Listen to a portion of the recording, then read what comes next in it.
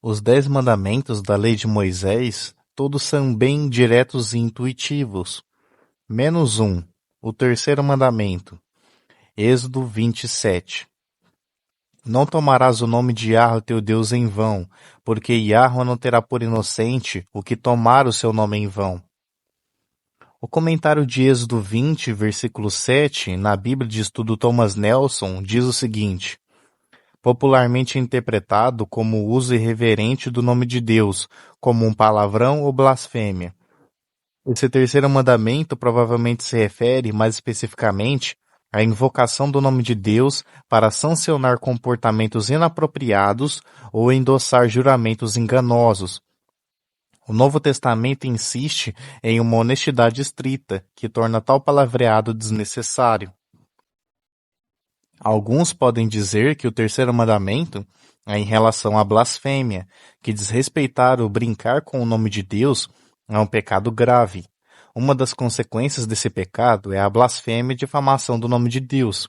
Mas esse mandamento não é especificamente sobre a blasfêmia, pois já tem outros mandamentos exclusivos dela, como o Êxodo 22:8, contra Deus não blasfemarás, nem amaldiçoarás o príncipe do teu povo.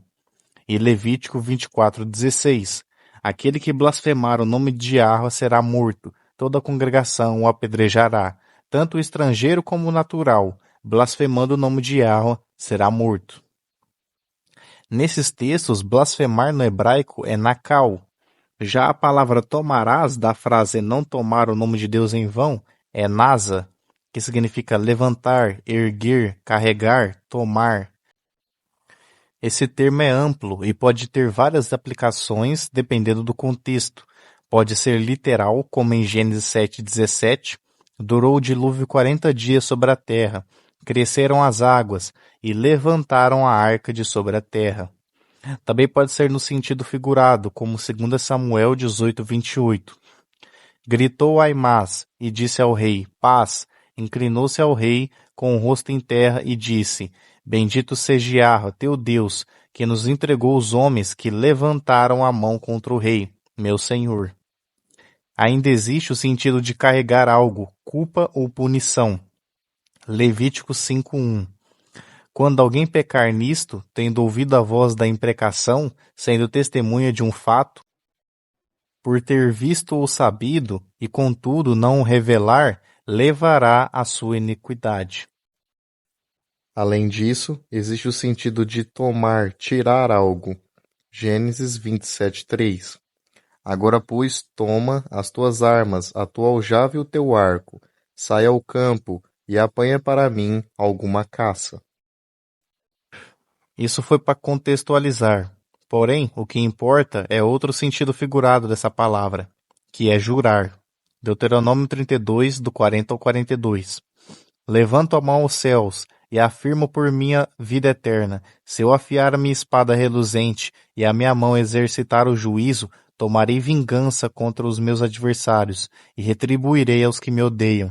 Embriagarei as minhas flechas de sangue, a minha espada comerá carne, do sangue dos mortos e dos prisioneiros, das cabeças dos líderes inimigos.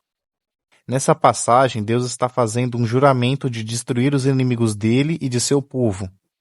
Para ilustrar esse juramento, Deus diz que levanta as mãos aos céus. Levantar aqui é a mesma palavra do terceiro mandamento, nasa. Se trocarmos tomar por jurar, fica assim: não jurarás em nome de Yahweh teu Deus em vão, porque Yahweh não terá por inocente o que jurar pelo seu nome em vão. Quando alguns mandamentos são repetidos em Levítico 19, encontramos um semelhante a este, Levítico 19:12. Nem jurareis falso pelo meu nome, pois profanareis o nome do vosso Deus. Eu sou Yahweh. Nesse verso, a palavra jurareis em hebraico realmente significa jurar, fazer um juramento. E falso é sheker, em hebraico significa engano, falsidade, mentira.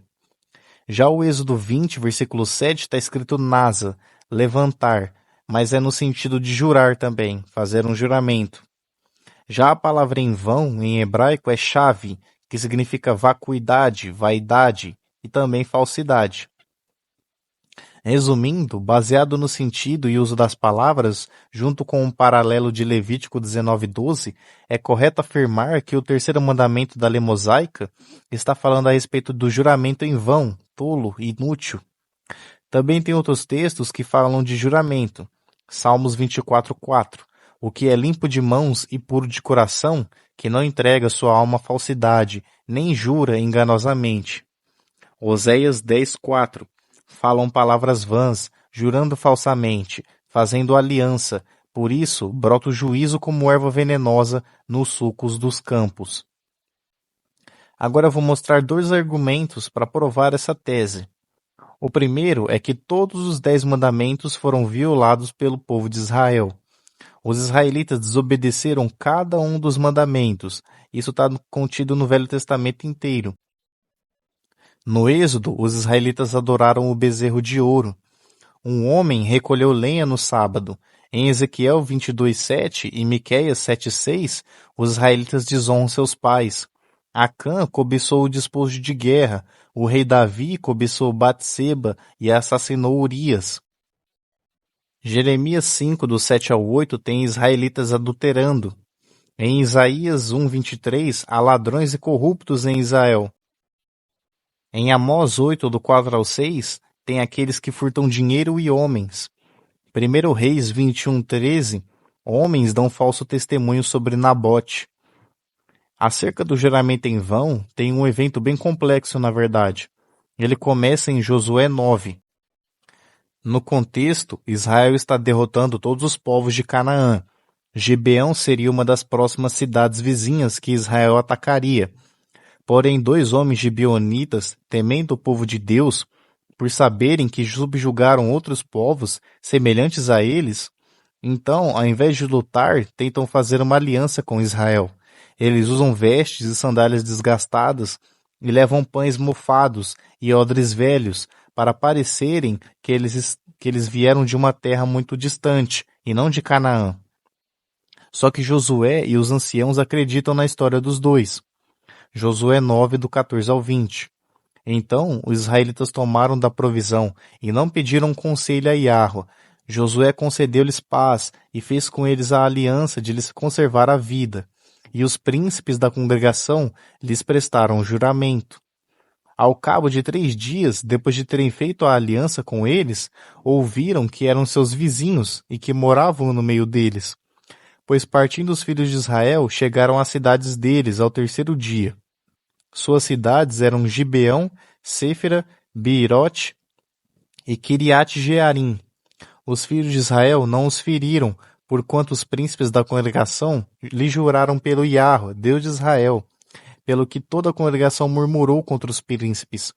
Então todos os príncipes disseram a toda a congregação: Nós lhe juramos pelo Iahve, Deus de Israel, por isso não podemos tocar-lhes. Isto, porém, lhes faremos: conservar-lhe-emos a vida, para que não haja grande ira sobre nós, por causa do juramento que já lhe fizemos. Israel conquista Gibeão, mas não mata ninguém por causa do juramento. Então as suas cidades são alocadas à tribo de Benjamim, e os gibeonitas viram rachadores de lenha e tiradores de água para Israel. Porém, mais tarde, 5 reis se juntam para atacar Gibeão. Eles pedem ajuda de Josué, que derrota e mata esses 5 reis. E depois disso, Josué ainda mata diversos outros, totalizando 31 reis de povos diferentes. Ou seja, a aliança que os gibeonitas fizeram com Israel salvaram suas vidas 2 vezes e permitiram que continuassem vivos como servos de Israel. Porém, já no tempo dos reis de Israel, Saul quebra esse juramento. 2 Samuel 21:1. Houve, em dias de Davi, uma fome de 3 anos consecutivos. Davi consultou a Iahve, e Iahve lhe disse: a culpa de sangue sobre Saul e sobre a sua casa, porque ele matou os gibeonitas. Ou seja, Saul tinha matado os gibeonitas, quebrando o juramento feito em nome de Deus. Por ter sido feito em nome de Deus, quando não é cumprido, o nome de Deus é blasfemado. Os gibeonitas estavam blasfemando contra Deus, dizendo: maldito seja, porque jurou nos poupar, mas Saul nos destrói. Então, Deus pune Israel com fome, até que Davi resolva a situação. Então os gibeonitas pedem a vida de 7 filhos de Saul, porque Saul já tinha morrido até então. Davi aceita, portanto, esses filhos são enforcados. Os gibeonitas ficam satisfeitos e param de amaldiçoar a Deus. Mas percebe que o juramento não foi vontade de Deus? Josué e os príncipes fazem o juramento sem consultar a Deus primeiro, algo que estavam fazendo em seu nome. Essa história é um alerta sobre o terceiro mandamento. Cuidado com o que você jura em nome de Deus, pois se não for da vontade de Deus, não vai se cumprir. E o nome de Deus será blasfemado por causa disso, e você vai sofrer as consequências. Outro caso semelhante é o juramento de Jefité. Jefité foi um dos juízes que livrou Israel dos amonitas. Deus deu de seu espírito para ele ter a força para derrotá-los. Porém, antes de ir, ele faz o seguinte juramento. Juízes 11, do 30 ao 31. Fez Jefité um voto a Yahveh e disse: Se com efeito me entregares os filhos de Amon nas minhas mãos, quem primeiro da porta da minha casa me sair ao encontro, votando eu vitorioso dos filhos de Amon, esse será de Yahveh, e eu o oferecerei em holocausto. Juízes 11, do 34 ao 35. Vindo, pois, Jefité a Mispa, a sua casa, saiu-lhe a filha ao seu encontro, com adufes e com danças, e era ela sua filha única. Não tinha ele outro filho nem filha. Quando a viu, rasgou as suas vestes e disse: Ah, filha minha, tu me prostas por completo, tu passastes a ser a causa da minha calamidade, porquanto fiz voto a Yahveh, e não tornarei atrás. Jefité volta vitorioso da batalha, e sua filha foi a primeira que veio recebê-lo. Então, ele teria de sacrificá-la em holocausto. Senão, o nome de Deus seria blasfemado e alguma consequência cairia sobre Jefité, ou até Israel, se ele não cumprisse seu juramento. Jefité derrotar os amonitas era algo da vontade de Deus, mas o voto de Jefité não. Foi algo totalmente equivocado da parte de Jefité. Então a morte de sua filha é exclusivamente culpa dele. Coisas dedicadas a Deus para holocausto são irredimíveis. Isso está em Levítico 27, do 28 ao 29. Porém, nessa mesma lei, você podia dedicar alguém com resgate. Jefité podia ter dedicado sua filha a Deus para serviço no templo e poderia ser resgatada por uma quantia em ciclos, dependendo da idade dela. Mas a fala de Jefité dá a entender que ele não sabia que sua filha apareceria ali. Ele achava que o que apareceria seria algum tipo de animal.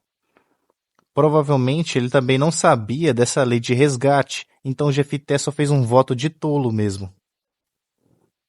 A segunda razão do porquê o terceiro mandamento é jurar em vão é que Jesus e os apóstolos citam ele e como devemos encará-lo. Mateus 5, do 33 ao 37. Também ouviste o que foi dito aos antigos: não jurarás falso, mas cumprirás rigorosamente para com Yahveh os teus juramentos.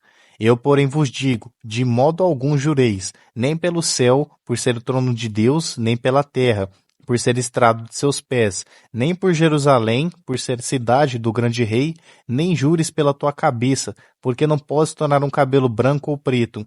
Seja, porém, a tua palavra sim, sim, não, não. O que disto passar vem do maligno. Jesus ordena para não jurar nada em nome de Deus, mas somente dar a sua palavra como garantia. Porque os fariseus, ao lerem aquelas histórias de Saul e Jefité que vimos agora, uma forma de bular esse mandamento, entre aspas, que eles encontraram, foi não jurar em nome de Deus, mas por qualquer outra coisa sagrada ou importante. Fazemos isso atualmente também, como jurar pela mãe ou pela própria vida. Porém, quando você não cumpre seu juramento, ele fica vazio. Será que jurar por algo cada vez maior, pois você se tornou um mentiroso que ninguém confia? Mas dar somente a sua palavra e cumpri-la, se seu sim for sim e não mentir, você será verdadeiro e digno de confiança. Tiago 5,12. Acima de tudo, porém, meus irmãos, não jureis nem pelo céu, nem pela terra, nem por qualquer outro voto. Antes, seja o vosso sim, sim, e o vosso não, não, para não caíres em juízo. Resumindo, o terceiro mandamento é sobre jurar em vão em nome de Deus, juramento falso e tolo. Na nova lei, ela ainda vigora, pois é atestada por Jesus e reafirmada por seu irmão Tiago. Então o cristão não jura nada em nome de Deus, pois se esse juramento não for da vontade dele, você cairá em juízo. Dê somente a sua palavra, que seu sim seja sim e o seu não seja não. O interessante é que Deus ordenou que Israel jurasse em seu nome, se fosse de forma legítima e verdadeira. Deuteronômio 10:20. A Yahweh teu Deus temerás, a ele servirás, a ele te chegarás, e pelo seu nome jurarás. Pois Deus é soberano e todo-poderoso, capaz de realizar qualquer promessa. Deus não é homem para que minta, nem filho de homem para que se arrependa. Porventura, tendo ele prometido, não o fará? Ou tendo falado, não o cumprirá? Deus é eterno, ele nunca vai mudar, e não se arrepende de nada. Então, se ele prometeu algo há 1000 anos atrás, ele com certeza vai cumprir. Porque eu, Yahweh, não mudo. Por isso, vós, os filhos de Jacó, não sois consumidos. Mas Deus não contradiz o seu caráter, sua vontade é absoluta. Nem todos serão como Ana foi nos seus juramentos, mas quebrarão eles, como Saul fez, serão equivocados como os príncipes de Israel, e tolos como Jefité. Então ninguém mais jure por Deus, pois Deus jurará por si mesmo, e cumprirá segundo a sua vontade. Por mim mesmo tenho jurado, da minha boca saiu o que é justo, e a minha palavra não tornará atrás. Bom, é isso. Falou!